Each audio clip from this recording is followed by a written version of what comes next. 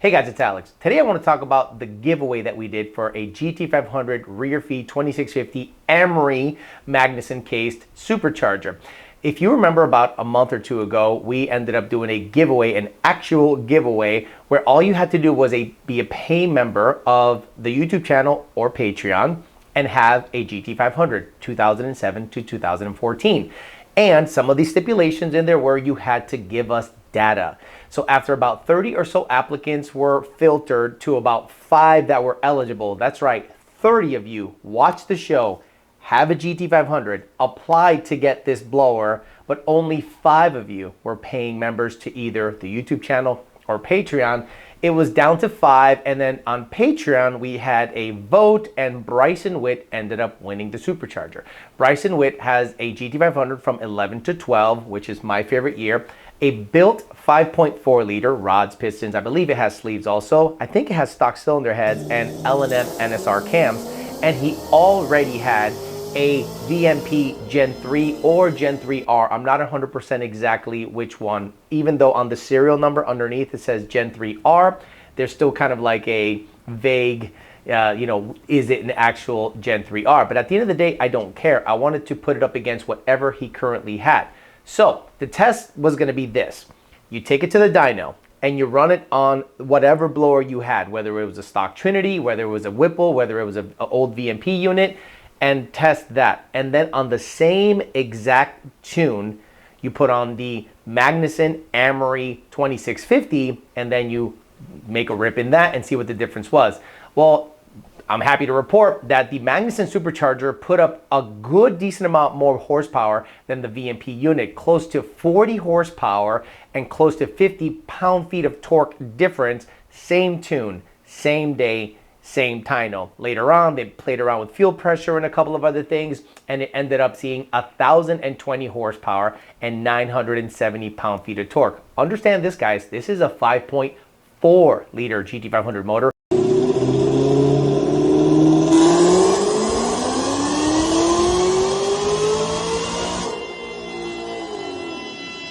Not a 5.8, and not with the Ford GT supercar heads that come in 2013 to 2014 GT500s, which is very impressive. And to me, that is more than enough horsepower than you'll ever need on the street. This car is equipped with a 2.4 upper pulley, a 10% overdrive, a Whipple throttle body, a PMAS 149, FIC 1650s, a 4 Innovations fuel system with twin 285s, and about 40 or 50 psi base pressure. And he saw, after he installed the new blower and they made a couple of rips to about 7,100 RPMs, that they started to see some fuel pressure issues.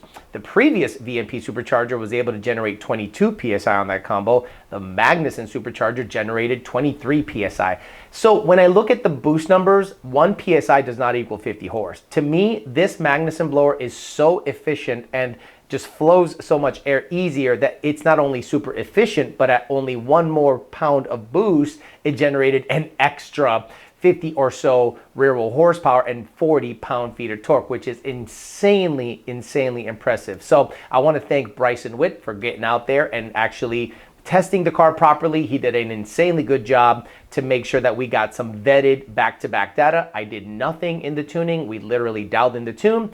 He ended up getting a throttle body spacer built by Department of Boost. Shout out to him for helping out on the project so that he can fit the Whipple throttle body onto the Magnuson blower. I know we're mixing brands here, but at the end of the day, my goal was to make sure that you guys got some back-to-back data and to see if this supercharger is going to actually make a difference. And I'm happy to report that on the same rotor pack, same vehicle, same day, same modifications, it made a good bit of horsepower shown on this graph here, more than the VMP equipped supercharger that he had. So all this to say that Magnuson will be selling about 200 of these units, prices to follow once we get some information as to what they want to sell it for, how many units are available. I believe they have some Coyote 2650s, and I'd love to get my hands on one of those for Collier, because Collier has an old VMP unit that we can definitely improve upon, and it has only a 2.8 upper and a 10% lower, and Collier makes over 1,000 through an automatic.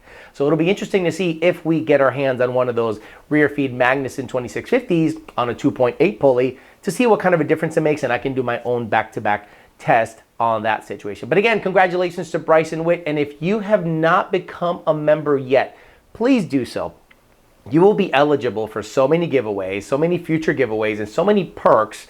You don't want to miss out on the future actual giveaways. Again, I'm trying to make giveaways to the people that support the channel. I don't want to make you pay for something in order to get something and call it a giveaway. So I really appreciate the people that applied. I even more appreciate the people that paid and the people that voted. And congratulations to Bryson Witt. Thank you, Magnuson. Thank you, Department of Booze. And thank you, Bryson and the Amory, for making it possible. I really appreciate y'all, and stay tuned for more giveaways in the future. Thanks for listening, guys. Talk to you later.